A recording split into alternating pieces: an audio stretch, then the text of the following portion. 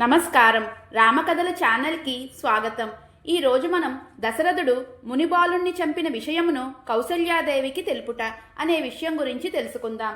శ్రీరాముడు అరణ్యములకు వెళ్ళిన 6వ నాడు అర్ధరాత్రి వేళ రాజు తాను ఇదివరకు చేసిన అపరాధమును గురించి పదే పదే తలుచుకొని బాధతో కౌసల్యాదేవికి ఈ విధంగా చెప్పెను.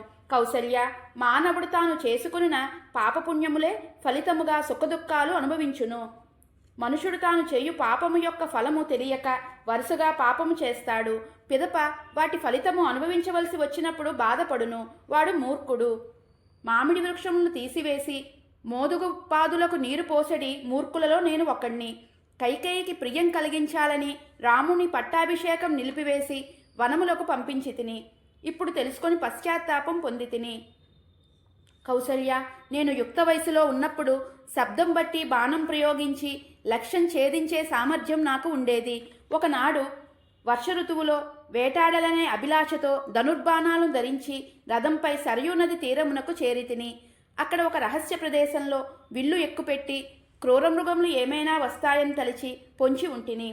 కొంతసేపటికి ఏనుగు నీరు త్రాగినప్పుడు వచ్చే ధ్వనిగా నాకు తోచింది.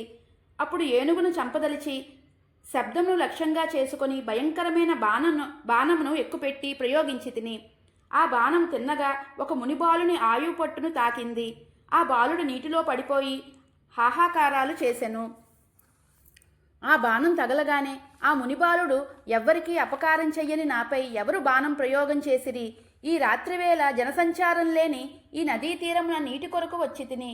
నేను వనములో లభించు కందమూల ఫలములతో నిత్య జీవితమును కొనసాగిస్తున్నాను. నేను ఋషికుమారుడను. ఈ బాణం ప్రయోగించిన వాడికి నేను ఏమి అపకారం చేశాను? కారణం లేకుండా ఈ విధంగా చంపుట వల్ల ఎట్టి లాభము రాదు.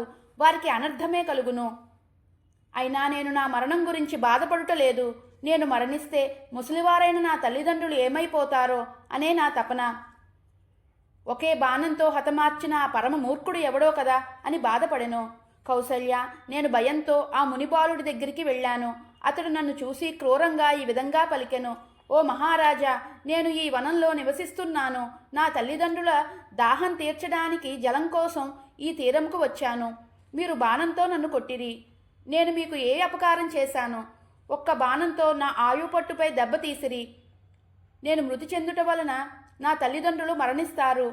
నా తల్లిదండ్రులు శక్తిహీనులు, అంధులు. వారు దాహంతో నా కోసం నిరీక్షిస్తూ ఉంటారు. నేను మరణించిన వార్త వారికి తెలియదు కదా. ఓ దశరథ మహారాజా, సమీపమునే మా తండ్రి గారి ఆశ్రమం కలదు. మీరు శీఘ్రంగా వెళ్ళి మా తండ్రి గారికి జరిగిన విషయం చెప్పి ఆయన్ని ప్రసన్నం చేసుకోండి. లేనిచో ఆయన మిమ్మల్ని శపించగలడు. రాజా, నువ్వు ప్రయోగించిన బాణము నా ఆయువు పట్టును పీడిస్తున్నది. వెంటనే ఈ బాణమును నా శరీరం నుండి తీసివేయుము అని వేడుకొనెను.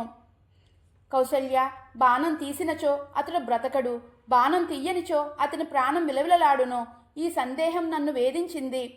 నిర్ణయం తీసుకోలేక చింతిస్తున్న నన్ను మునిబాలుడు బాధతో, ఓ మహారాజా, నా మాటలు ఆలకించండి. నేను ఈ బాధ తట్టుకోలేకపోతున్నాను. నేను బ్రాహ్మణుడు కాదు. వైశ్యుని వలన శూద్ర స్త్రీయందు జన్మించి తిని. కనుక మీకు బ్రహ్మహత్యా పాపము తగలదు.